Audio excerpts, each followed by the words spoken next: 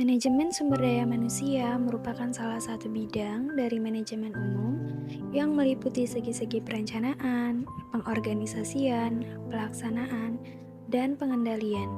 Bagaimana memanusiakan manusia. Selanjutnya, tujuan manajemen SDM yang pertama, memperbaiki tingkat produktivitas. Yang kedua, memperbaiki kualitas kehidupan kerja. Yang ketiga, meyakinkan bahwa organisasi telah memenuhi aspek-aspek legal. Sasaran manajemen SDM ada 3. Yang pertama ada perusahaan, kedua fungsional sosial, dan yang ketiga pribadi karyawan. Selanjutnya, fungsi-fungsi manajemen SDM ada 11. Yang pertama, perencanaan atau planning. Kedua, pengorganisasian atau organizing. Yang ketiga, pengarahan atau directing. Yang keempat, pengendalian atau controlling. Yang kelima, pengadaan tenaga kerja atau procurement. Yang keenam, pengembangan atau development. Yang ketujuh, kompensasi atau compensation. Yang ke-8, pengintegrasian atau integration. Yang ke-9, pemeliharaan atau maintenance. Yang ke-10, kedisiplinan. Yang ke-11, pemutusan tenaga kerja. Aktivitas manajemen SDM ada 12. Yang pertama, perencanaan sumber daya manusia atau Human Resource Planning. Yang kedua ada rekrutmen.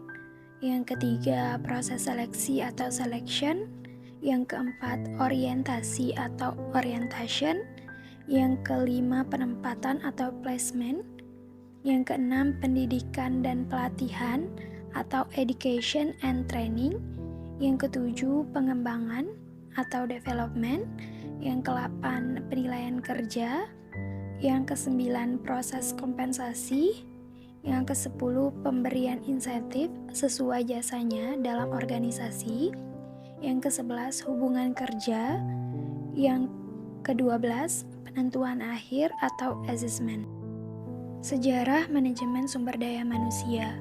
Yang pertama, perkembangan manajemen sumber manusia didorong oleh kemajuan peradaban, pendidikan, ilmu pengetahuan, dan tuntutan daya saing produksi barang dan jasa yang dihasilkan.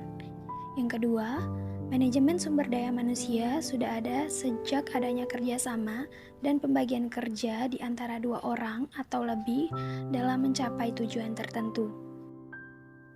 Yang ketiga, manajemen sumber daya manusia ini pada mulanya terpadu dalam manajemen atau belum menjadi ilmu yang berdiri sendiri. Dua hal yang melatar belakangi munculnya manajemen sumber daya manusia. Apa aja sih? Yang pertama, masalah ekonomis ada beberapa poin. Poin pertama, semakin terbatasnya faktor-faktor produksi menuntut agar sumber daya manusia dapat bekerja lebih efektif dan efisien. Yang kedua, semakin disadari bahwa sumber daya manusia paling berperan dalam mewujudkan tujuan perusahaan, karyawan, dan masyarakat. Poin ketiga, karyawan akan meningkatkan moral kerja, kedisiplinan, dan prestasi kerjanya jika kepuasan diperoleh dari pekerjaannya. Poin keempat, terjadinya persaingan yang tajam untuk mendapatkan tenaga kerja yang berkualitas di antara perusahaan. Pada poin terakhir, para karyawan semakin menuntut keamanan ekonominya pada masa depan. Yang kedua, masalah politis ada beberapa poin. Poin pertama, hak asasi manusia semakin mendapat perhatian dan kerja paksa tidak diperkenankan bagi organisasi buruh, semakin banyak dan semakin kuat mengharuskan perhatiannya lebih baik terhadap sumber daya manusia.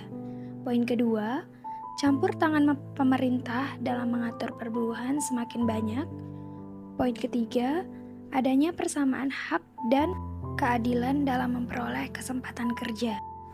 Tantangan manajemen sumber daya manusia eksternal berupa perubahan teknologi, pengaturan pemerintah, faktor sosial budaya, pasar tenaga kerja, faktor politik, kondisi perekonomian, faktor geografi, faktor demografi, kegiatan mitra, dan pesaing. Internal terdiri dari finansial, penjualan, keuangan, servis, produksi, dan lain-lain.